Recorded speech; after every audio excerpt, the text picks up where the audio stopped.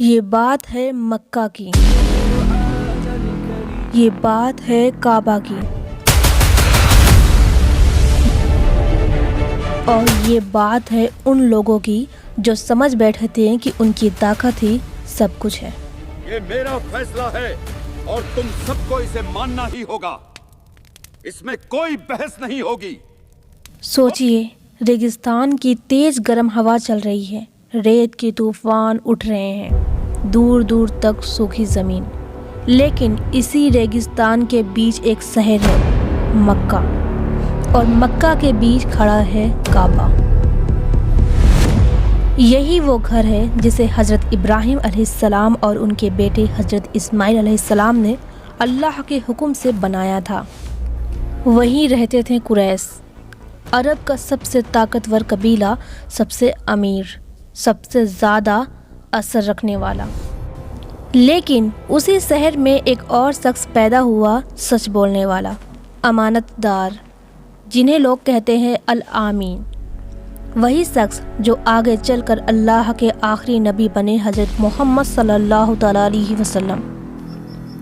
اس وقت عرب میں چھوٹے چھوٹے قبیلے رہتے تھے، ہر جگہ لڑائی، لوٹ مار اور خون خرابہ ہوتا تھا، سفر کرنا مطلب جان جوکھم میں ڈالنا۔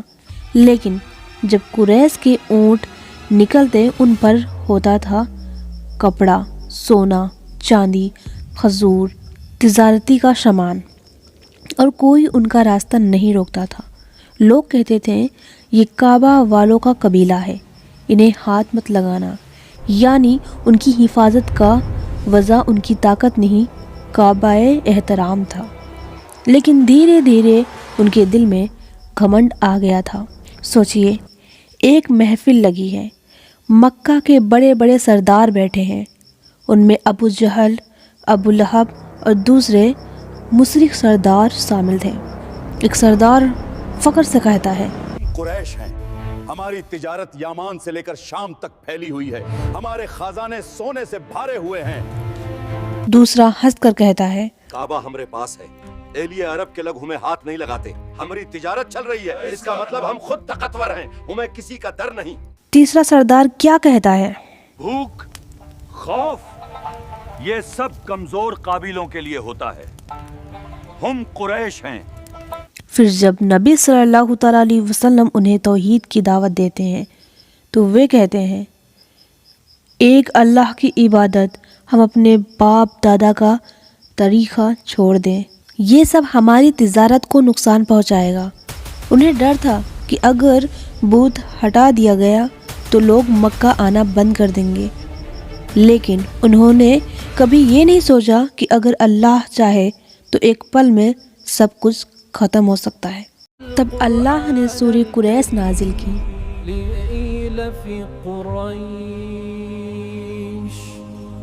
جیسے ایک نرم لیکن گہری یاد دلانا، تمہاری تجارت اللہ کی دین ہے، تمہاری امن اللہ کی رحمت ہے، تمہارا رزق اللہ کا فضل ہے، تو پھر عبادت کس کی ہونی چاہیے؟ فَلْيَعْبُدُوا رَبَّ هَٰذَا الْبَيْتِ، اس گھر کے رب کی عبادت کرو، گھمنڈ مت کرو۔ آج ہم بھی کہتے ہیں میرا گھر، میری کمائی، میری بزنس، میری نوکری، لیکن کیا ہم سوچتے ہیں کہ اگر اللہ چاہے تو سب کچھ ایک پل میں بدل سکتا ہے؟ سورہ قریش ہمیں سکھاتی ہے، نعمت ملے تو شکر کرو، امن ملے تو صدقہ کرو، رزق ملے تو گھمنڈ نہیں، عبادت کرو۔ اور یاد رکھیے، قریش کے پاس کعبہ تھا، لیکن جب انہوں نے گھمنڈ کیا تو اللہ نے انہیں سبق دیا۔ تو دوستو، یہ تھی سورہ قریش کی کہانی، 4 آیتیں، لیکن زندگی بھر کا سبق۔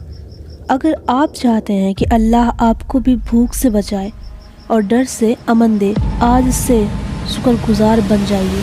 کمنٹ میں الحمدللہ لکھیں۔